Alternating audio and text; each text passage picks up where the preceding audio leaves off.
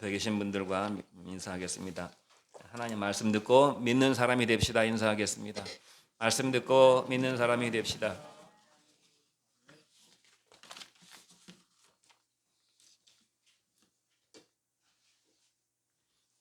오늘 말씀은 믿음은 사랑이다 하는 말씀의 제목으로 말씀을 듣도록 하겠습니다. 하나님을 사랑하는 자, 하나님의 사랑을 받는 자. 지난주에 로마서 말씀은 믿음은 바라봄이다 그랬습니다. 믿음은 뭘 바라보는 것인가? 하나님을 바라보고 하나님의 나라를 바라보고 또 하나님의 나라에서 지금 만들어져 가고 있는 나의 영적인 몸, 영의 몸을 바라봐야 한다고 그랬습니다.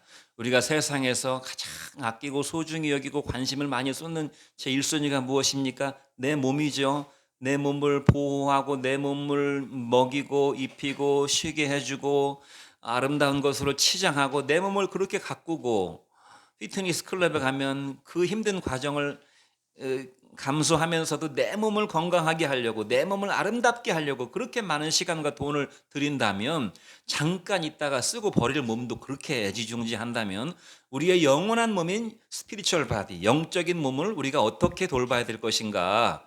그것은 우리가 이 땅에서 살아있을 때 우리의 삶으로서 우리의 영의 몸을 만들어가는 것이기 때문에 영의 몸을 천국에서 만들어져 가고 있는 내 영의 몸을 생각하면서 믿음으로 살아야 된다 하는 말씀을 들었습니다. 오늘 말씀 역시 믿음이 주제입니다. 믿음은 하나님을 사랑하는 것이다. 그리고 하나님의 사랑을 받는 것이다. 순서적으로 얘기하자면 먼저 하나님의 사랑을 받는 것이고 그 다음에 하나님을 사랑하는 것이 순서적으로 맞습니다. 어쨌든 하나님의 사랑을 받고 그 받은 사랑으로 하나님을 도로 사랑하는 것, 그것이 믿음이다 하는 것이 오늘 말씀의 주제입니다. 첫 번째 주제는 저를 잘 보시기 바랍니다. 하나님의 말씀을 들을 때 역사가 일어나고 하나님의 말씀을 들을 때 내 마음속에 하나님이 거하시는 줄로 믿습니다. 하나님의 말씀 듣는 시간을 가장 소중히 여겨야 되는 것입니다. 여기 인생에 모든 것을 걸어야 되는 것이 예배예요. 하나님의 사랑을 받는 자가 승리한다. 한번 같이 따라해 보겠습니다. 시작. 하나님의 사랑을 받는 자가 승리한다. 로마서 8장 37절 말씀 같이 한번 읽어보지요. 시작. 그러나 이 모든 일에 우리를 사랑하시는 이로 말미암아 우리가 넉넉히 이기느니라. 이 로마서는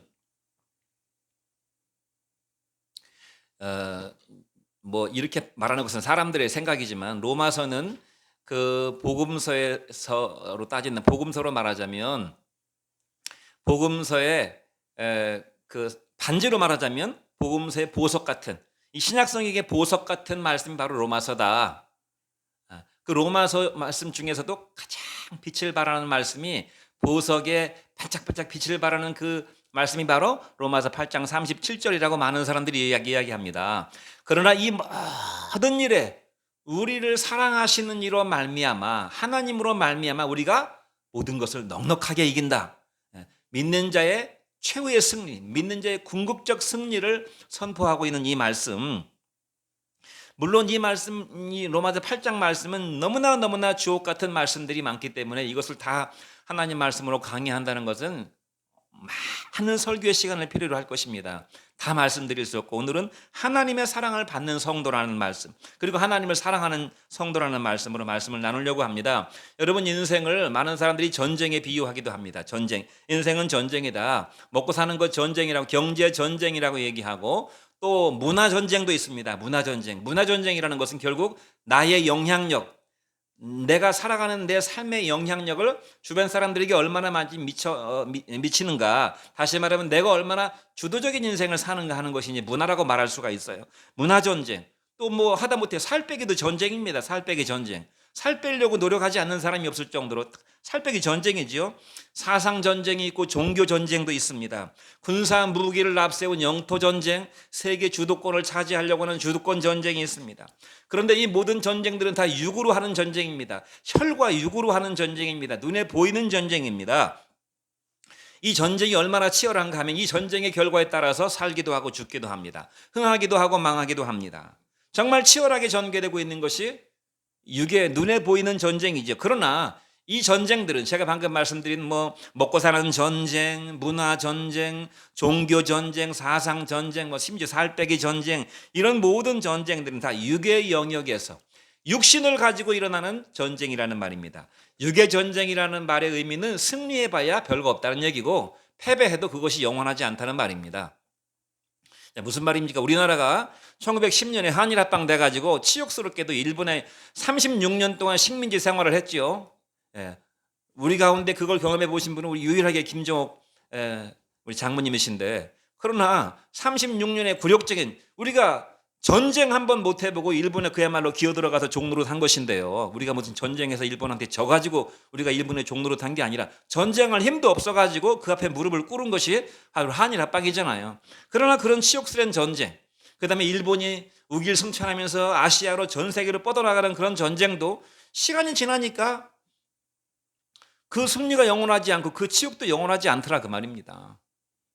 경제 전쟁에서 돈을 누가 더 많이 벌었냐는 전쟁에서 승리해가지고 억만장자가 되는 사람의 영광도 오래가지 못하고, 가난해져가지고 빈곤하게 사는 사람도 그것이 영원하지 않다는 것입니다. 말하자면 육으로 하는 모든 전쟁들은 죽으면 끝이라는 얘기예요. 죽으면 끝난다는 것입니다.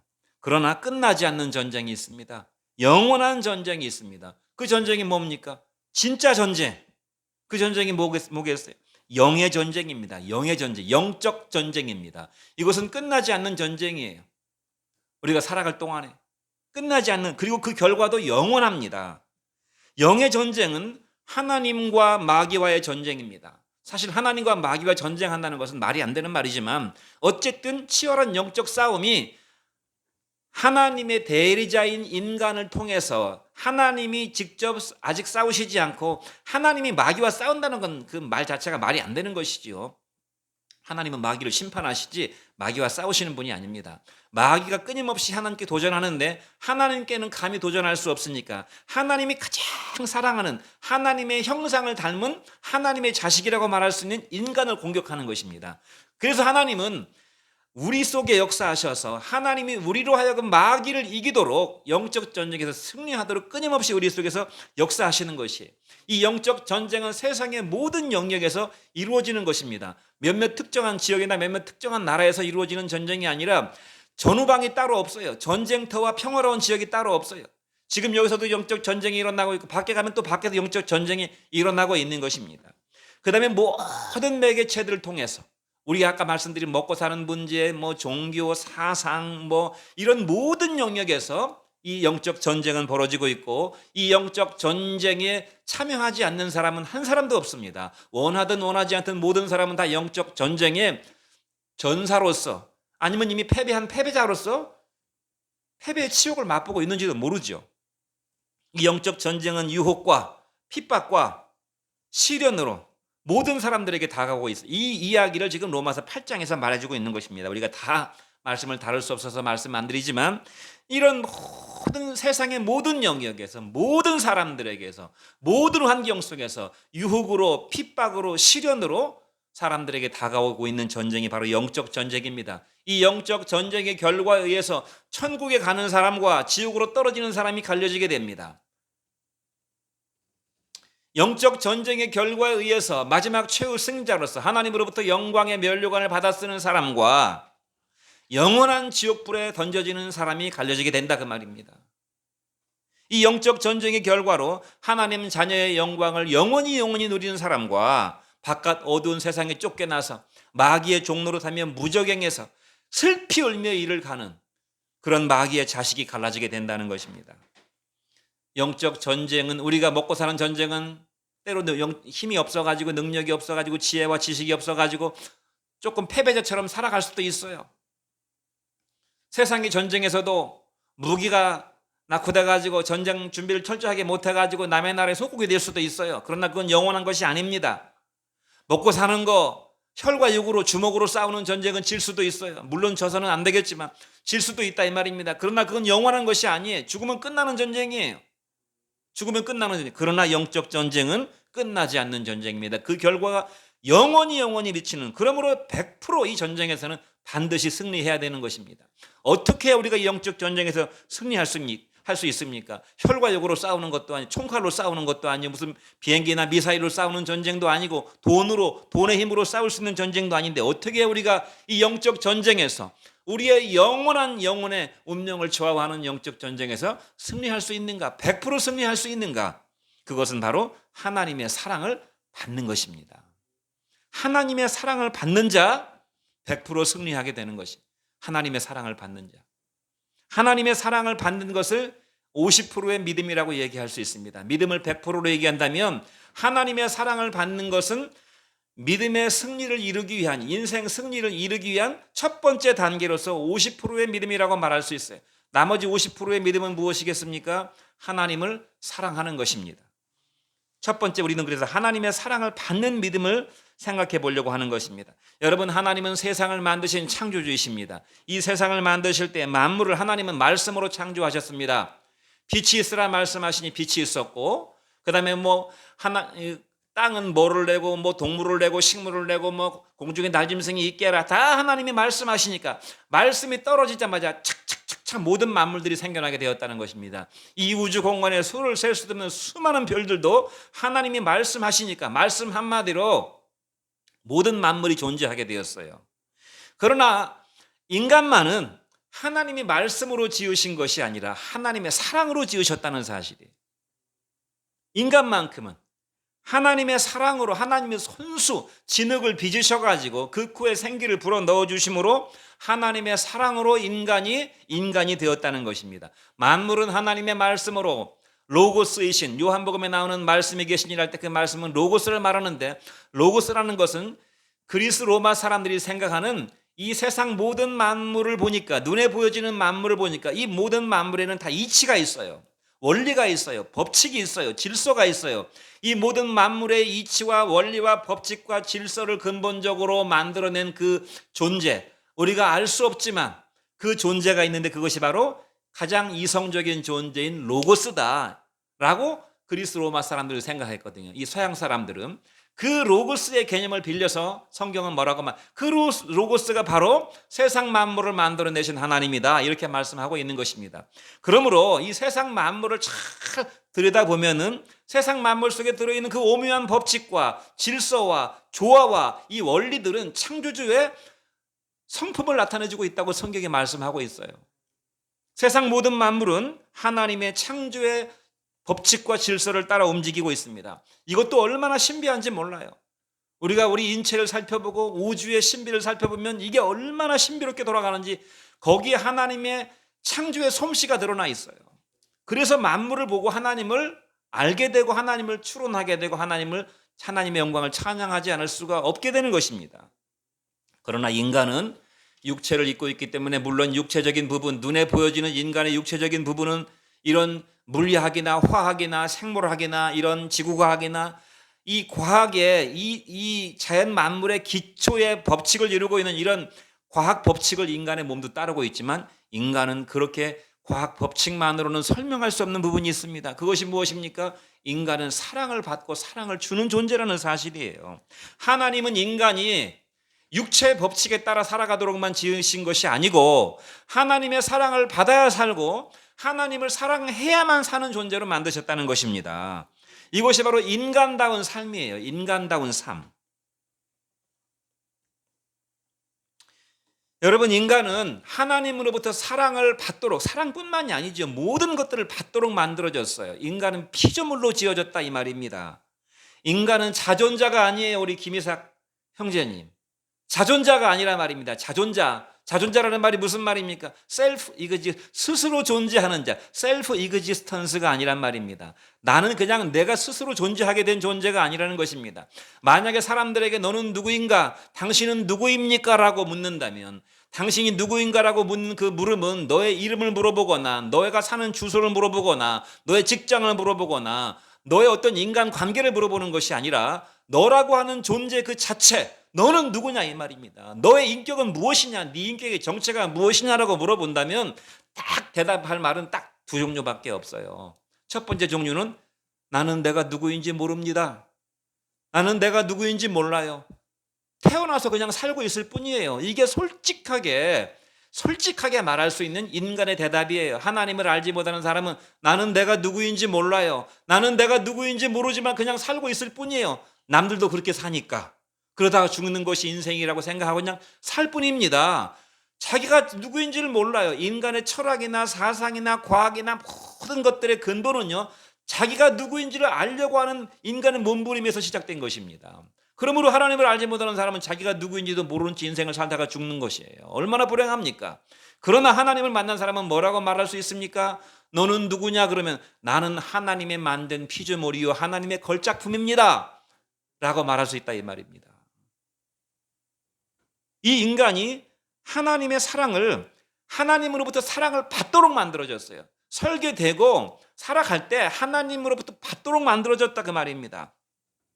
자충족자가, 하나님을 말할 때, 우리가 하나님의 특성을 말할 때 자충족적인 하나님이라는 말을 씁니다. 이것은 무슨 말이냐면 스스로 모든 것들을 충족하시는 하나님이라 그 말이. 하나님은 뭔가로부터 에너지를 공급받거나 누구의 도움을 받지 않습니다. 하나님은 모든 것이 다 스스로, 우리가 하나님의 존재를 그냥 조금 이해하기 쉽게 얘기한다면, 하나님은 태양을 만드신 분이시니까 약간 태양 비슷한 그런 스스로 에너지를 지금 계속 만들어내고 있는, 누가 태양에다 갖다 기름을 부어가지고 계속 태양을 떼는 게 아니라, 물론 그 태양도 피조물이기 때문에 언젠가는 그 에너지가 소멸되겠지만은 계속 에너지를 만들어내는, 그 계속 자체 발광하시는, 스스로 빛을 내시는 분이라 그 말입니다. 하나님은 스스로 빛을 발하시는 빛이십니다. 하나님을 이야기할 때 하나님은 빛이시라 그랬죠. 하나님은 스스로 빛을 발하는 빛이라 그 말이에요. 그러면 인간은 무엇입니까? 그 하나님의 빛을 받아서, 빛을 받아야 됩니다. 빛을 받아서 반사하는 반사체예요. 그걸 우리가 교회에서 쓰는 말로 뭐라고 말합니까? 인간은 하나님의 영광을 드러내는 존재다 이렇게 말하는 거예요. 인간의 존재의 목적은 무엇입니까? 라고 웨스트민스터 신앙고백에 나와 있죠. 인간이 존재하는 존재의 목적이 무엇인가? 인간은 하나님의 영광을 드러내는 존재라고 말씀하고 있어요. 왜냐하면 스스로는 드러낼 영광이 없기 때문에, 인간은 스스로 빛을 발할 수 있는 그런 내면이 없기 때문에, 인간의 내면 속에는 빛이 없기 때문에 우리는 빛을 발하는 인생을 살려면 하나님의 빛을 받아야 된다 그 말이에요. 사랑도 마찬가지예요. 정말 인간이 본질적인 사랑을 하려면 하나님의 사랑을 받아야 되는 것입니다. 여러분, 우주과학에 블랙홀이라는 말이 있잖아요. 블랙홀. 블랙홀이라는 말 들어보셨죠? 이 블랙홀이라는 것이 어떤 것이냐면은, 만약에 우리 지구가 있잖아요. 이 어마어마한 지구 땅덩어리가 있잖아요. 이 어마어마한 지구의 땅덩어리를 어마어마한 압력을 가진 어떤 하나님께서, 만약에 하나님께서 그렇게 하신다면 어마어마한 압력으로 지구를 꽉 짜부러뜨려 가지고 농구공만하게 만들었다고 쳐보세요. 이 어마어마한 지구가 농구공만한 지구가 됐다고 생각해 보세요. 얼마나 그 농구공의, 지구라고 하는 농구공의 밀도가 세겠습니까? 그런데 이런 별이 있는 거예요. 이런 별, 어마어마한 밀도를 가지고 있는 별이 있어요. 그것이 바로 블랙홀입니다. 이 어마어마한 밀도를 가지고 있는 별은 별의 진화 단계에서 맨 마지막 단계라고 하는데, 이제 그러면 별이 끝나는 거예요. 이제 별도 생명이 있습니다. 그 어마어마한 별은 중력이 어마어마해요. 중력이 모든 걸 다 끌어들입니다. 그 주변에 있는 물체들을 다 끌어들여요. 중력이, 그 어마어마한 중력이 자기 쪽으로 전부 끌어들이는데, 어느 정도로 중력이 세냐면 빛도 끌어들여요. 빛도. 그래서 블랙홀에는 빛을 비춰도 빛이 반사가 안 돼요. 빛이 다 흡수돼 버려요. 그 검정 구멍 안으로. 그걸 블랙홀이라고 한다고 하더라고요. 저는 이 블랙홀의 의미가 영적인 의미가 있다고 봅니다. 모든 것들은 빛을 반사하도록 되어 있어요. 모든 물체는 빛을 비추면 빛이 반사되어 나오는 빛을 우리가 보고서 물체를 알게 되는 것이거든요. 그런데 이 블랙홀은 빛을 비춰도 빛도 흡수해 버린다 그 말입니다. 영적으로 무슨 말입니까? 영적으로 마귀와 지옥과 마귀의 지배를 받는 사람들은 하나님의 영광을 반사할 수가 없어요. 하나님의 영광을 반사하지 않는 존재, 그들이 바로 마귀와 마귀의 수하들이라 그 말입니다. 그리고 그 마귀를 따라가는 사람들이, 하나님을 알지 못하는 사람들은 절대로 하나님의 영광을 드러낼 수 없지요. 영적인 의미로 그것이 바로 지옥이고 자기중심이고, 모든 걸 자기 쪽으로 끌어들이는, 심지어 빛마저도 자기가 스스로 빛을 발하겠다고 빛을 자기 쪽으로 끌어들이니까 자기 영광을 위해 살아가는 사람들의 영적 상태가 바로 블랙홀과 같은 상태라는 말입니다. 그러니까 인간이 자기 영광을 구하는 것이 가장 어리석은 것이에요. 하나님의 영광을 나타내는 것이 하나님의 섭리고 그것이 인생의 순리고 지혜인데, 자기 영광을 드러내려고, 없는 자기 영광을 드러내려고 그냥 모든 걸 갖다가 다 자기한테 채워봐도 자기 속에서는 빛이 나지 않는다는 것입니다. 여러분, 믿음은 무엇입니까? 하나님의 사랑을 받는 것입니다. 이 받는다는 말이 되게 중요한 것입니다. 하나님의 사랑을 잘 받아야 되는 것입니다. 그것이 믿음이에요. 이 세상의 모든 죄와 인간의 불행과 고통은 다 어디에서 왔습니까? 하나님의 사랑의 부족에서 온 것입니다.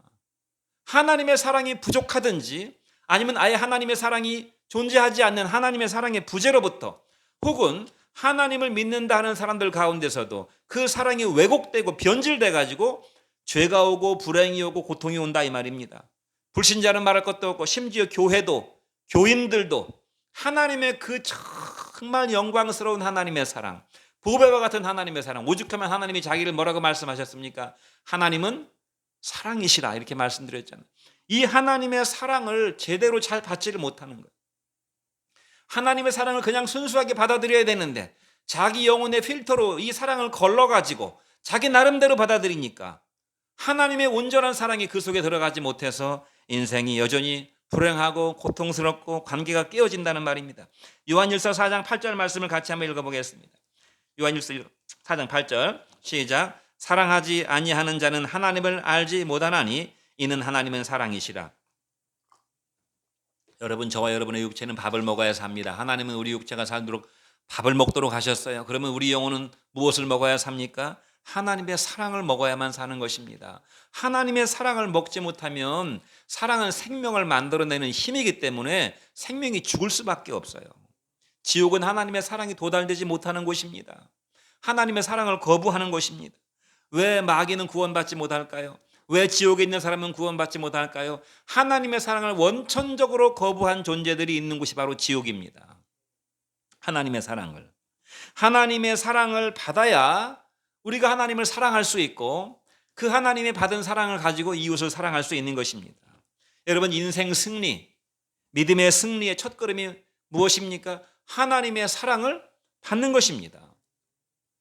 돈을 많이 번다고 해서 인생을 승리하는 게 아니에요. 권력을 얻고 힘을 얻고 인기를 얻는다고 인생을 승리하는 게 아니에요. 인생의 승리는 사랑이 있어야 승리하는 것입니다. 그냥 인간적으로 봐도 그래요. 어떤 사람들이 행복하게 인생을 살아갑니까? 그나마 이 세상에서의 잠깐의 삶도 어떤 사람이 인생을 행복하게 살아갑니까? 돈이 많은 사람이 인생을 행복하게 살아갑니까? 권력이 있는 사람? 아닙니다. 그나마 인간적인 사랑이라도 사랑이 많은 사람들이 인생을 그래도 행복하게 사는 법입니다. 영적으로는 더 말할 것이 없지요. 그런데 하나님의 사랑을 못 받는 두 부류의 사람들이 있어요. 첫 번째는요, 하나님을 싫어하는 사람들이 있습니다. 하나님을 싫어하는 사람들이 있어요. 성경은 빛이 이 세상에 왔을 때 사람들이 빛으로 나오지 아니하는 이는 저들이 빛보다 어둠을 더 사랑했기 때문이라고 그랬어요. 하나님이라고 하는 거룩한 성품 자체를 싫어하는 거예요. 하나님께 영광을 돌린다는 것 자체를 싫어하는 거예요. 내가 왜 하나님께 영광을 돌려야 되느냐 그 말입니다. 내가 왜 하나님의 꼬북 노릇해야 되냐 그 말이에요. 그렇게 생각하는 사람들이 있어요. 그래서 예수를 아주 미워하는 사람들이 있습니다. 지독한 이기주의자들이고 지독한 블랙홀 같은 사람들이, 이들은 양심의 화인을 맞은 사람들이고 마귀의 자식으로 낙인 찍힌 사람들입니다. 두 번째는 몰라서 못 받는 사람들이 있어요. 대부분 불신자들이 그러합니다. 대부분 불신자들이 하나님을 모르기 때문에, 하나님을 가까이 가서 본 적이 없기 때문에, 하나님 말씀을 귀 기울여 들은 적이 별로 없기 때문에 하나님의 사랑을 몰라요. 모르니까 하나님의 사랑을 받지 못하는 것입니다. 또 교회를 다닌다 하더라도 명목상으로 왔다 갔다 하는 명목상의 교인들, 거듭나지 못한 교인들도 하나님의 사랑을 알지 못하기 때문에 교회를 다녀도 전혀 교인 같지 않은, 전혀 하나님의 사랑을 받고 있는 자녀다운 그런 그 느낌이 들지 않는, 교회만 다닌다 뿐이지 세상 사람하고 하나도 다를 것이 없는 그런 인생들이 명목상 교인들이 있는데, 왜 그런가 하면 그들은 하나님을 기대하지 않기 때문에 그렇습니다. 항상 돈 벌 기대를 하고 세상을 즐길 기대를 하고 어디 놀러 갈 기대하고 사람 만나서 즐길 기대하고 사업 성공할 기대하고 많은 세상의 기대를 하느라고 하나님에 대해서는 별로 기대를 하지 않아요. 하나님 교회 가도 하나님 교회를 내가 다니긴 다니지만 교회 간다고 크게 달라지는 것도 없고 교회 가면 돈이 생기냐 밥이 생기냐, 심지어 이렇게 생각하고 다니는 사람들이 있는지도 모르겠어요. 별로 기대하지 않는 것입니다. 그리고 진지하지도 않아요. 자기 영혼을 놓고, 자기 영혼의 생사를 놓고서 진지하게 고민하지도 않고 문제의식도 없어요. 인생에 많은 시련과 환난 풍파를 만나도 믿음이 있는 사람이면 이런 인생의 환난과 풍파 속에 역사하시는 하나님, 그 속에서 나를 이끌어 가신 하나님을 바라보고 기대할 텐데 이런 사람들은 문제의식 자체가 별로 없습니다. 그리고 죄인이라고 하는 의식도 없습니다. 한마디로 말해서 하나님 앞에 1대1로 서본 적이 없어요. 정말 저는 예외가 있을 수는 있겠지만은 어떤 사람이든지 하나님의 말씀 앞에 가난하고 줄인 마음으로, 성경에 뭐라고 말씀해서 첫 번째 복이 뭐라고 그랬죠? 심령이 가난한 자는 복이 있나니 천국이 저희 것임이라고 그랬지요. 어떤 사람이든지요, 자기의 마음을 다 비우고 자기의 자존심, 자기의 욕심, 자기의 감정, 자기의 어떤 의로움, 이런 것들을 다 비우고 그런 것들이 정말 아무것도 아니로구나라는 사실을 깨닫고 이런 것들이 다 비워진 상태로 하나님의 말씀 앞에 서면은 저는 거의 99.9% 다 하나님을 만난다고 봅니다. 그렇게 만나지 못하는 이유는요, 하나님 앞에 1대1로 서지 않기 때문에 그런 것이에요. 하나님 앞에 1대1로 서야 됩니다. 제 신학교 동기들 한 10여 명 정도가 계속 목회를 하면서 만나고 있고, 때로 1년에 한두 번 정도는 부부 동반으로 만나기도 하는데, 그 친구들 가운데 1대1로 만나도 편한 친구가 딱 한 친구 있습니다. 물론 그렇다고 해서 나머지 친구들이 이렇게 소원한 건 아니지만 1대1로 만나도 편한 친구가 한 친구가 있어요. 왜냐면 그 친구는 나와 처음부터 1대1로 만났기 때문에. 제가 신학교 들어가서 한 3월 달인가 4월 달인데 그 친구가 이사를 간다고 인천에 사는데, 김전도사 우리 집에 안 올래? 우리 이사 가거든. 조금 도와주라. 본 지가 얼마 안 됐는데 그런 부탁을 하길래 나한테 관심이 많은가 보다 생각하고 갔어요. 그 집에 갔더니 이제 짐이 많지는 않은데 좀 도와주고 밥도 같이 먹고, 또 그 집 딸내미가 그때 바로 갓난아기로 태어났는데 이런 저런 얘기 하다 보니까 그 친구랑 특별하게 가까워지게 됐어요. 특별한 만남을 가졌거든요. 1대1로 만났거든요. 나머지 친구들은 신학교 가면 항상 그 교실에서 여러 명이 만나서 서로 왁자지껄하게 떠들면서 커피도 마시고 밥도 먹으러 갈 때도 같이 우르르 몰려가고, 항상 무리 중에 만났어요. 항상 무리 중에. 그런데 이상하게도 무리 중에 만난 그 친구들하고 1대1로 만나면 조금 불편한 점을 느끼게 됩니다. 왜냐하면 인격적으로 만난 적이 별로 없기 때문에. 제가 왜 이런 말씀을 드리는가 하면 하나님을 인격적으로 만나야 된다는 말입니다. 하나님을 1대1로 만나야 된다는 말이에요. 그래야 신앙에 감격이 있고 기도해도 어색하지 않고 하나님 앞에 늘 자기의 심정을 토로할 수가 있는 것입니다. 그리고 하나님의 음성을 정말 세미하게 들을 수가 있는 것이에요. 그래서 1대1로 만나야 된다는 말씀을 드리는 것입니다. 하나님의 사랑을 1대1로 받는 것입니다. 모든 사랑은 다 인격적이에요. 도매금으로 그냥 한꺼번에 단체로 주지 않아요. 야, 내가 사랑 주니까 나눠 가져라고 주지 않는다, 그 말입니다. 사랑은 개개인의 1대1 관계를 말해주는 것이. 세상의 사랑을 많은 사람들이 이야기하고 사랑을 갈구하죠. 영화나 드라마나 연극이나 문학작품이나 대화의 주제가 다 사랑입니다. 그러나 불행한 것은 뭔가 하면 참 사랑을 모른다는 것입니다.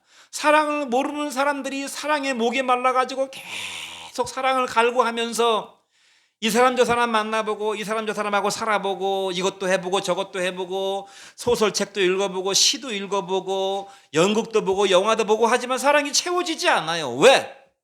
참사랑을 모르니까. 참사랑을 모르니까. 참사랑이 무엇입니까? 요한일서 4장 9절로 10절 말씀을 같이 한번 읽어보겠습니다. 시작. 하나님의 사랑이 우리에게 이렇게 나타난 바 되었으니 하나님이 자기 독생자를 세상에 보내시면 그런 말미암아 우리를 살리려 하심이라. 사랑은 여기 있으니 우리가 하나님을 사랑한 것이 아니요 하나님이 우리를 사랑하사 우리 죄를 위하여 화목제물로 그 아들을 보내셨습니다. 사랑이 바로 여기 있다고 말하는데 그 사랑은 무엇입니까? 하나님이 우리 죄를 대신해서 자기 아들을, 우리의 죄값을 대신 치르는, 그래서 하나님과 화목한 관계가 되어지는 제물로 세상에 보내셨다는 그 사실 속에 하나님의 사랑이 들어있다는 것입니다. 그러므로 예수의 십자가 사랑을 모르는 사람은 참사랑을 알 수가 없어요. 하나님의 참사랑을 모르는 사람은 참사랑을 할 수가 없는 것입니다. 하나님의 사랑을 알아야 참사랑을 알고 참사랑을 받고 참사랑을 줄 수가 있는 것이라는 것입니다.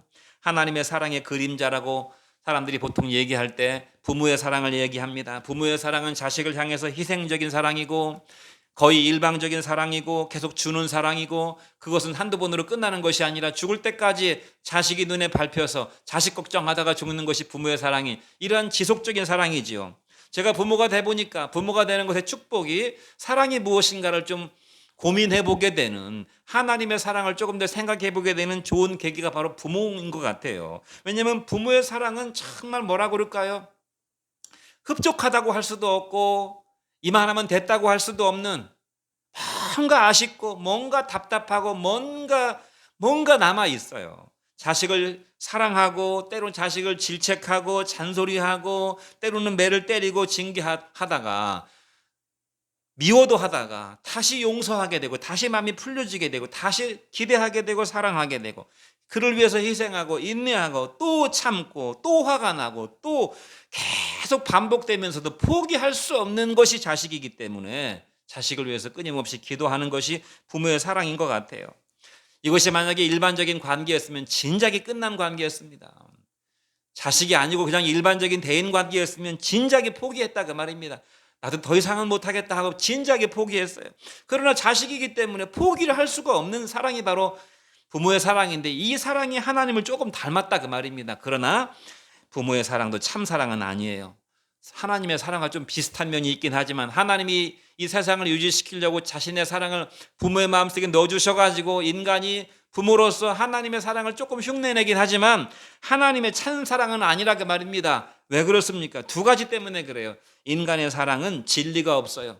아무리 부모라도 부모가 진리는 아닌 것입니다. 진리가 없는 부모가 사랑하는 것이기 때문에 그 사랑은 참사랑이 아닌 것입니다. 사랑은 진리와 함께 기뻐하는 것이라고 그랬으니까 사랑에는 반드시 진리가 들어가야 되는 거예요.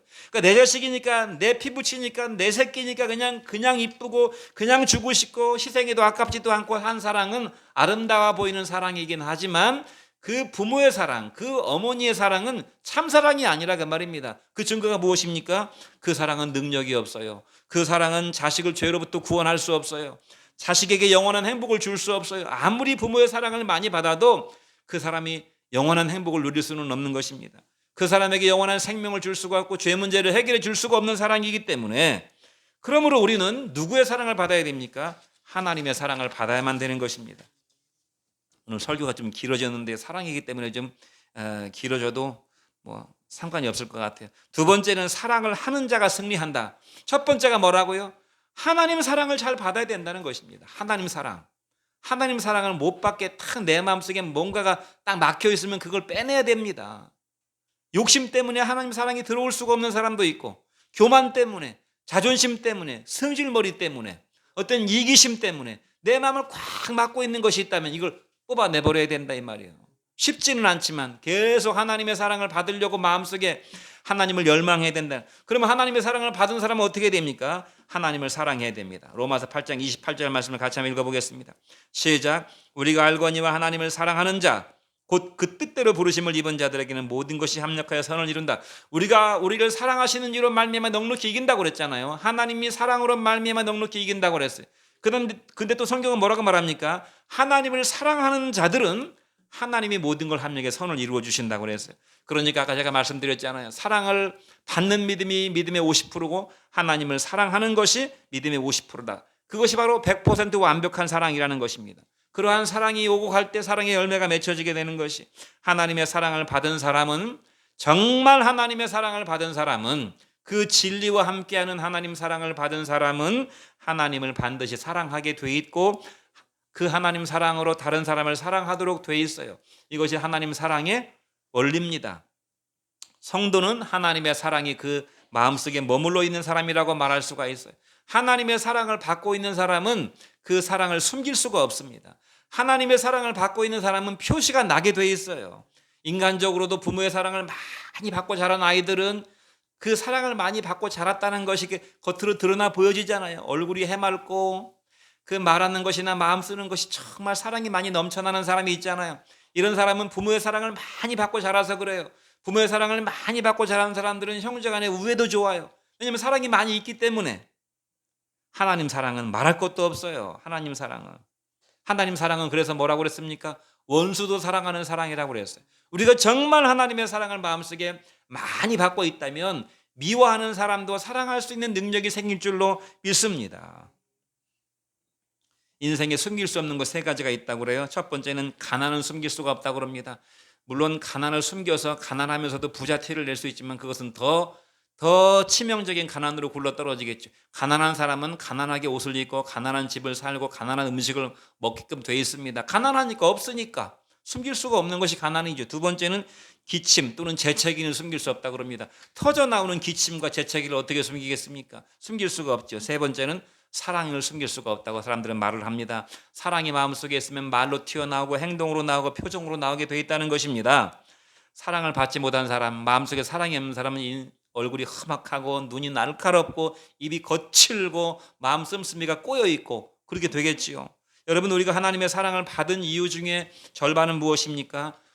우리가 하나님의 사랑을 받아야 살기 때문에 하나님의 사랑을 받아야 되기도 하지만 나머지 절반은 하나님을 사랑하기 위해서 하나님의 사랑을 받아야 되는 것입니다. 그러니까 우리가 하나님의 사랑을 받았다면 하나님을 사랑해야 한다는 말입니다. 하나님의 사랑을 정말 받은 사람은 그러므로 하나님을 사랑하는 것이 너무나 자연스러운 것입니다. 하나님의 사랑을 받지 못한 사람은 하나님을 사랑할 수가 없어요. 부모 사랑도 마찬가지. 부모의 사랑이 있어야만 내가 사니까 부모 사랑을 받았지만 부모가 나를 사랑한 사랑의 이면에는 또 한 가지가 있어요. 부모를 사랑하라고, 그것을 다른 말로 뭐라고 그럽니까? 효도 공경이라고 말하는 것입니다. 그러니까 부모가 사랑을 줄 때 부모의 사랑을 그나마 그런 대로 진리에 기초한 사랑을 줘야 되는 것이, 오냐 사랑하고 주는 사랑만 하면 나중에 부모의 머리끄댕이를 잡아다녀요. 부모의 사랑을 받은 사람은 부모를 사랑하도록 사랑받은 것이, 말하자면 사랑은 take and give입니다. 받아서 주는 것이라 그 말이에요. 이기적인 사랑을 말할 때 give and take, 거래적인 사랑이라고 말하지만 사실은 사랑은 take and give, 받고 주는 것이라 그 말입니다. 여러분, 누가 인생을 승리합니까?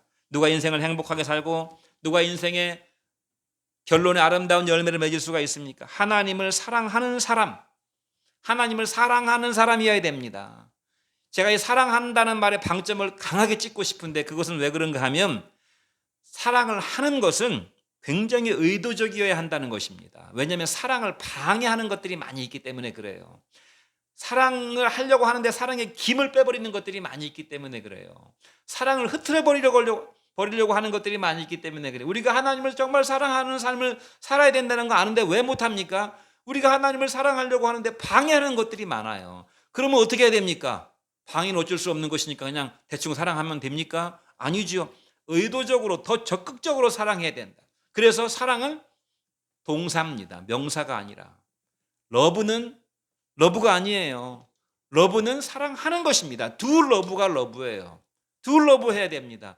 사랑이라고 하는 것은 사랑할 때까지는 사랑이 아니라는 말이 있잖아요. 모든 가치 있는 것들은 그 자체로는 가치가 없어요. 그것은 행동으로 옮겨질 때 가치가 있는 것입니다. 용서는 용서하는 것이 용서고, 사랑은 사랑하는 것이 사랑이고, 이해는 이해하는 것이 이해고, 전도는 전도하는 것이 전도고, 기도는 기도하는 것이 기도라 그 말입니다. 생각하는 것은 아무것도 아닌 거예요. 생각하는 것. 감정으로 느끼는 것도 아무것도 아니에요. 유익이 없다 그 말입니다. 가치 있는 것들은 다 행동입니다. 여러분, 사도행전을 영어로 뭐라고 그럽니까? 사도행전 영어로 뭐라고 하는지 아시는 분? 사도행전이 영어로 뭡니까? ACTS, 액츠입니다. 액츠. 하나님의 사랑과 인간의 하나님을 향한 사랑, 인간의 세상을, 이웃을 향한 사랑, 불신자를 향한 사랑이 드러난 그 장이 바로 사도행전이잖아요. 거기서 역사가 막 일어났잖아요. 그 역사가 무엇입니까? 행동이라 그 말입니다. 사랑의 행동이에요. 사랑을 받은 사람들의 사랑을 주는 행동이 바로 사도행전이에요. 그것이 바로 전도라 그 말입니다. 주님께서는 우리에게 뭐라고 말씀하셨습니까? 너희는 사랑해라고 말씀하셨어요. 사랑을 생각해봐라. 사랑에 대해서 어떻게 생각하느냐? 사랑을 느껴봐라 이렇게 말하지 않고 우리에게 뭐라고 말씀하셨어요? 사랑하라, do love 이렇게 말씀하셨어요. 요한복음 21장에서 주님은 뭐라고 말씀하셨습니까? 내가 나를 사랑하느냐 그랬잖아요. 사랑하냐고 물어봤어요. 복음서에서는 또 뭐라고 말씀했습니까? 너희 자식보다 부모보다 나를 더 사랑하라고 말씀하셨어요. 사랑하라고. 마지막으로 사랑하는데 우리는 어떻게 사랑해야 되는가? 내 사랑으로 사랑하지 말고 받은 사랑으로 사랑하라. 내 사랑으로 사랑하려고 하면 그 사랑이 금방 바닥에 나버립니다. 금방 바닥에 나버려요. 우리가 경험으로 알 수 있죠. 내 사랑으로 사랑하려고 그러면 그 사랑은 너무나 얄팍한 사랑이기 때문에 금방 바닥에 나버려요. 어떻게 사랑해야 됩니까? 내가 받은 사랑으로 사랑을 해야 돼요. 하나님께 받은 사랑을 가지고 사랑해야 그나마 사랑의 흉내를 낼 수가 있어요. 여러분, 형제 간의 우애의 비결이 뭐냐면 부모에게 받은 사랑이 형제 간의 우애의 비결이에요. 부모에게 받은 사랑이. 부모가 나에게 준 그 사랑을 가지고 부모가 살아계실 때든 아니면 부모가 돌아가셨을 때라도 그 부모가 나한테 준 사랑으로 형제 간을 사랑하는 것입니다. 형제 간을. 부모로부터 부모가 나를 사랑한 이유는 내가 너한테 준 사랑으로 네 형제 간을 사랑하라. 그런 뜻도 들어있는 거예요. 제가 부모님한테 효도를 못했는데 가장 큰 부류 중에 하나가 우리 아버지가 암으로 돌아가실 때, 암투병 하실 때 거의 이제 돌아가시는 게 기정사실화가 돼서 투병을 하시는데 우리 지에 계시는 우리 김진석 집사님 누님하고 이렇게 이제 또 고모님도 오시고 해가지고 이렇게 방에서 이야기할 수 있는 이런저런 이야기할 수 있는 그런 시간이 있었는데 거기에 제가 어리석게도 이제 우리 누님한테 역정을 내면서 뭔가 약간 말다툼을 했어요. 말다툼을 하니까 그 기운이 없어 돌아가시는 그런 과정에 계시는 우리 아버지가 화를 펄컥 내시면서 니네 나 죽으면 볼만하겠다 그러면서 이제 화를 내시던 기억이 나요. 그러니까 엄청난 불의를 저지르게 된 것이죠. 암투병 중에 아버지한테 최고의 효도는 무엇이겠습니까? 형제간에 우애하는 것입니다. 하나님이 가장 기뻐하시는 믿음의 최고봉이 무엇이겠어요? 내가 너희를 사랑한 것 같이 너희도 서로 사랑해야 된다. 사랑하라 그 말입니다. 사랑하라. 하나님의 사랑을 받고 하나님을 사랑하고 그 사랑으로 이웃을 사랑할 수 있는 축복이 있기를 주의 이름으로 축원드립니다. 기도하겠습니다.